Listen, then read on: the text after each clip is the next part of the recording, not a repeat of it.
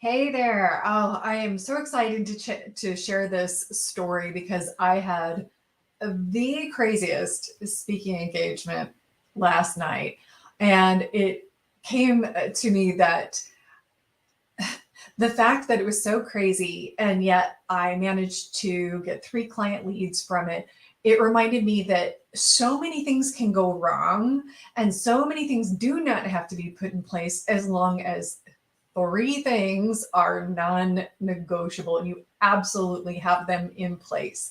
So I will set the scene as to what happened. So I had this great group I was speaking for. They were enthusiastic. They were responsive. They were that audience you always crave.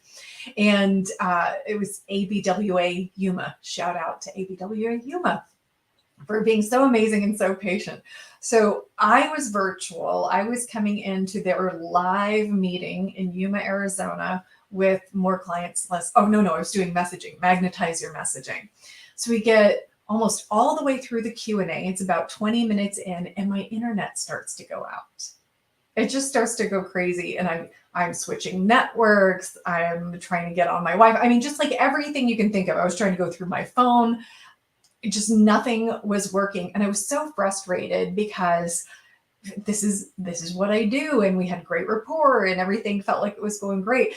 And I was about to give up. I was about to say, you know what, this clearly was not meant to be. Maybe I'll just come at a future time. But the group was amazing. They're saying, Mary, no, stay, work it out. We'll give you some of the time we were going to devote to networking. We want to finish this topic. So I was like, how can I make sure I deliver on this? And the organizer, Lynn, who was there, we got on the phone, and Lynn literally had the phone up to the microphone in the room, and I was presenting to this room, and we finished the whole thing. And all along the way, I was thinking things like, maybe we should just reschedule this, or you know what, I'm not going to go through all the content because it's so messy, and I'm just not going to do the offer. And I had all these thoughts, and instead I just finished the talk.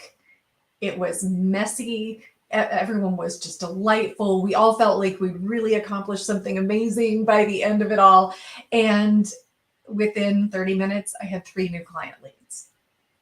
Okay, so I was frustrated. I was all amped up. It was later at night than I usually speak.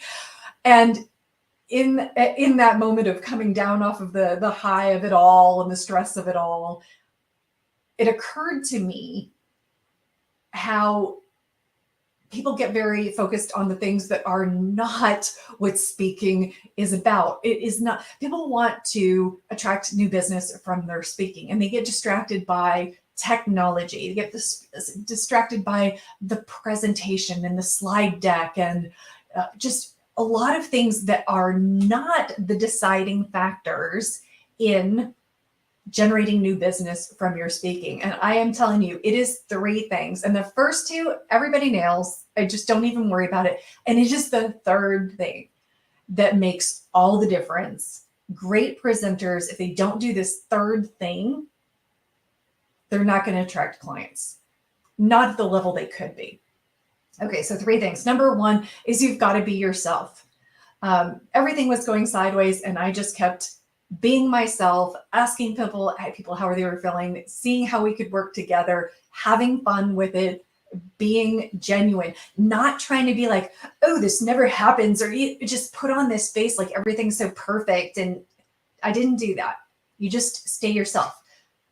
Most speakers, they nail this. It's not a problem. The second thing, and by the way, these are non-negotiable. You've got to be yourself. Number 2, you've got to deliver valuable content.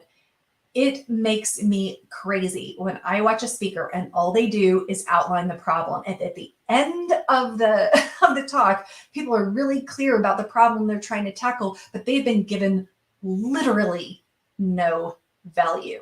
And they only usually realize that about 2 days down the road when they go, you know what, that was all like, I got all emotional, but I didn't actually get anything. So if you want to be generating clients from speaking, that second piece, delivering the value, It has to be there. And again, this is something that I know most speakers, they just nail. They may even overdo trying to give so much value, but it's the third piece. And this is what did the trick last night. It threw the disaster of talk. It's having the structure that is intentionally in place to create curiosity and desire. If you don't have those curiosity generators, those growth edge moment questions, these simple things, if you don't have that structure in place, if you don't even know what it is, that is the piece that is missing. I am working with a lot of speakers right now. They have great content. They're out there speaking. They're out there getting booked, and their content isn't converting.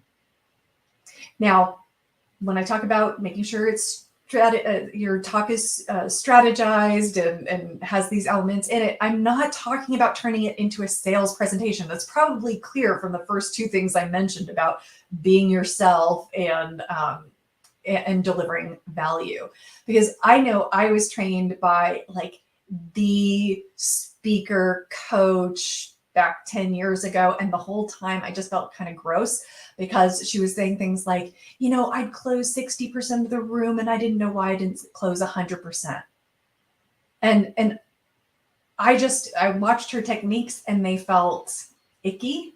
They felt pushy. They felt incredibly manipulative, disempowering. There were so many things that were not good about that. And I think I could employ those techniques. I absolutely could, except I wouldn't be able to be myself and deliver value at the same time. So I'd be breaking my first two rules.